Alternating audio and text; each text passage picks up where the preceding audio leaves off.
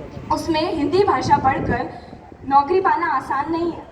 कई coaching centre ऐसे हैं जहां अंग्रेजी के अलावा ये सिखाया जाता है कि अंग्रेजी अगर आपको बोलनी नहीं आती तो आपका भविष्य कुछ नहीं है।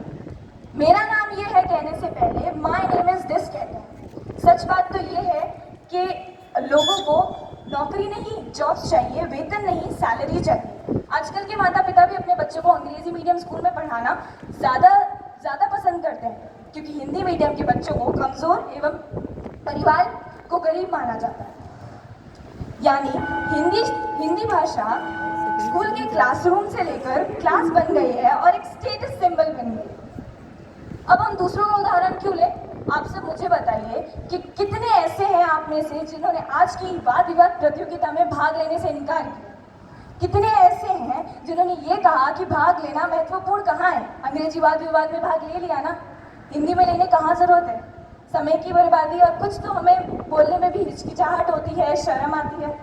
इन सवालों के जवाब आप लोग मुझसे बेहतर जानते हैं।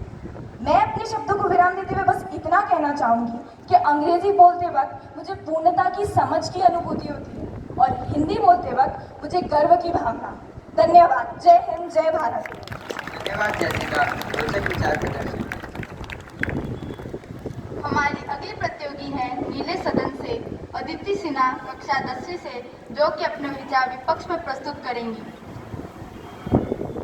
दोस्तों, हिंदी में जो बात है वो किसी और भाषा में कहा, क्योंकि हिंदी में जज्बात है। और मुझे लगता है कि हमारे स्कूल के विद्यार्थी इस बात को सबसे बेहतर ढंग से समझते हैं। देखिए, ऐसा इसलिए है क्योंकि जाने कितनी ही बार हमें ये कहा गया है कि अंग्रेजी में ही बोलना और बातचीत करनी, पर हम तो हम हैं, कहाँ किसी की सुनते हैं। हाँ, अब वो अलग बात है कि हमें अंग्रेजी आती ही थोड़ी कम है, या ये कहूँ कि अंग्रेजी में बोलने की आदत नहीं है। यहाँ उपस्थित सभी लोगों को मेरा हार्दिक सुप्रभात। आज हम सब यहाँ भारत के भविष्य में हिंदी के स्वरूप के बारे में चर्चा करने के लिए एकत्रित हुए हैं और मैं इसके विपक्ष में अपने विचार आप सभी के साथ साझा करना चाहूँगी। अगर आप सभी ने मेरी बात पर ध्यान दिया हो तो मैंने कहा था कि हमारे स्कूल में हमें अंग्रेजी बोलने के लिए कहा जाता है, पर क्यों?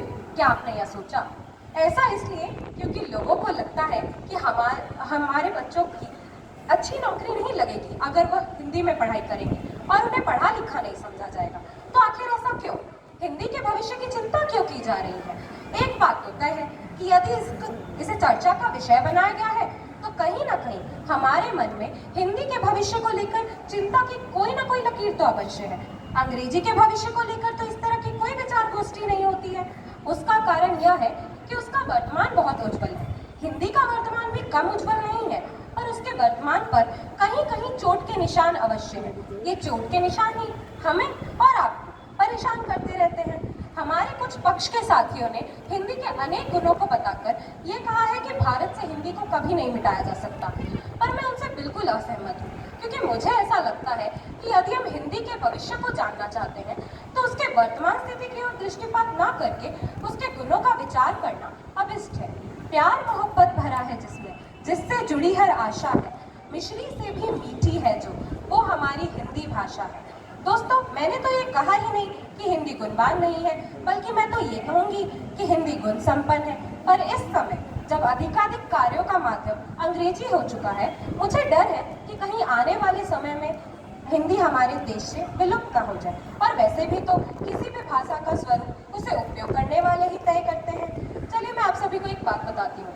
एक दिन हमारे पड़ोस के चड्डा अंकल बड़े ही गर्व से बोले कि मेरे बेटे की कोई कॉम्पिटिटिव परीक्षा थी और उसने हिंदी की जगह अंग्रेजी चुनी, क्योंकि उसे डर था कि कहीं वो फेल ना हो जाए। मित्रों, चड्डा जी जैसे कई लोग हैं जो हिंदी बोलने और पढ़ने में शर्मिंदगी महसूस करते हैं और अंग्रेजी में गर्व। मैं अंग्रेजी के खिलाफ नहीं हूँ, बस ये चाहती हूँ कि हिंदुस्तान का हर बच्चा अपनी हिंदी मातृभाषा को कभी ना भूले। जय हिंद, जय हिंद। धन्यवाद।